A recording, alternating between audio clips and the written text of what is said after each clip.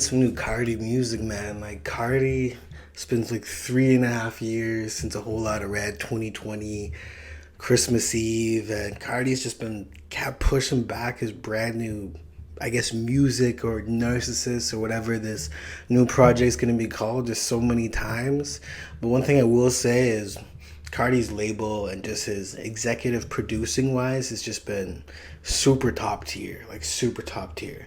Like since Cardi's dropped a whole lot of red, Homicide Gang has dropped three fire projects, like Homicide Lifestyle, Snot or Nod, and I totally forget their most recent project, but it's absolutely fire, especially that song called Left Hand.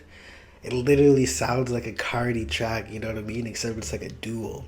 And I just don't understand why people just don't give Homicide Gang enough credit. Like Homicide Gang is absolutely fire as fuck, man. And obviously Destroy Lonely dropped about two projects, No Stylist and It Looks to Kill.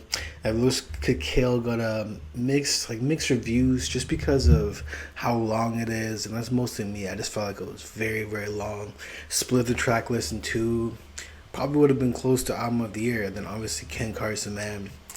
He's probably one of my favorite right now. I can't even lie. Like it just dropped a great chaos, 100% worth the wait, and I really enjoyed his project, his album called X, and obviously Project X, like by Ken Carson. But a great chaos was like, I don't know if I dare say it, but it may be better than his album X and Project X. So Cardi's whole label that he's been executively producing and just managing has just been top tier. But I just kind of wanted to touch on Playboi Carti speaks on lyricism and writing and his writing process. So I think he's apparently gearing up to drop music soon, but I don't really bet on it. Like I made a prediction a while ago that I think there's a good chance Carti may just pull a Frank Ocean and just like retire.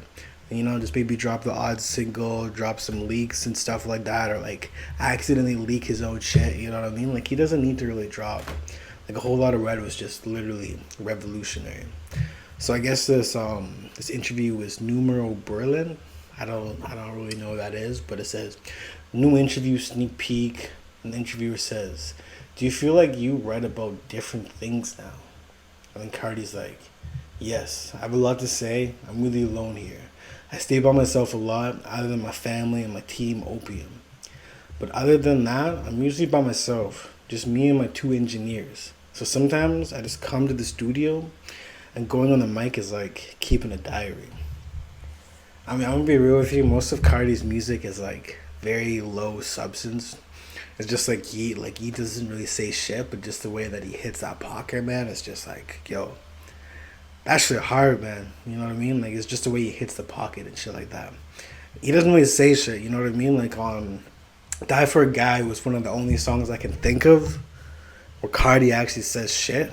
You know what I mean? Like he doesn't. He's just a vibe rapper. You know what I mean? He just flows in the pocket with some crazy different flows or simple flows and just the way that his voice extends in between it. So it'll be interesting to see what he really means by his mumble and his banter as a diary.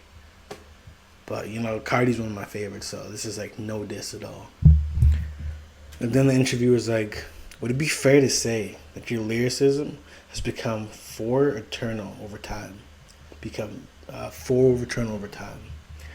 To be honest, I don't even know what that means. Maybe I'm a little bit dumb, but let's just see what Cardi has to say with that. Cardi's like, "I feel like my mind is just so broad, and I'm really on to the next thing so fast. When you think too hard about certain things, it stops you." So I guess that's kind of the reason why he's just been like not really dropping music, because he's just been making so much damn music, just been changing his mind so many times, and he's just like, man, I don't even know what to actually drop. You know what I mean? So like, I don't know. If I was a fucking rapper, man, I'll just be flooding like Young Boy. You know what I mean? I'll just flood from the start. I mean, I guess he did flood from the start with the SoundCloud days and shit like that. And if you're in Cardi's position, this is like, I'm not saying this project's make or break because he's already certified, but like, yo, like everybody's watching right now. Like you influence the whole underground sound. Literally anything you do, anything you like, anywhere you go, you're fucking noticed. So You just, I definitely understand. It's kind of like the Uzi situation. They're like very indecisive on what to actually drop. You know what I mean? I could definitely see it just being like fucking difficult as fuck. You know what I mean? But I guess we got a little bit of insight on Cardi. I kind of just wish it was like, like in person interview with like video on it. But I guess it's like more mysterious, more mystique if you don't do a video interview. You know what I mean? I guess it makes sense. I don't know. I guess it just works out for his persona is just to have it like in a magazine or like an online blog or shit like that. But I don't know. It'll be interesting to see where Cardi goes because literally all of his members of Opium has taken a bit of his sound in different directions. So it's like, which direction is Cardi gonna be like? Yo, this is gonna be my sound for this next project. You know what I mean? So I'm a little bit curious on that.